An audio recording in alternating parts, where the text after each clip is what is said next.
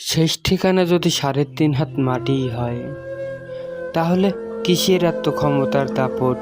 ভোর 5টায় মৃত্যু, সকাল 6টায় জানিয়ে দেওয়া হবে মাইকে, 8টায় শেষ গোসল করানো হবে, 9টায় তোমাকে নতুন কাপড়ে সাজানো হবে, জহরে নামাজের পরে তোমাকে তোমার আলিশান বাড়ি থেকে বের করে নিয়ে যাওয়া হবে, 2টায় তোমার জানাজার নামাজ পড়ানো হবে, 2:30টায় তোমাকে কবরে নামিয়ে ফেলা হবে।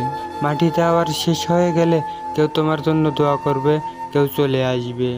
এতটুকু জীবনের শেষ আয়োজন। কিসের এত অহংকার, কিসের এত ক্ষমতার দাপট? ক্ষমতা কারো জন্য চিরস্থায়ী নয়।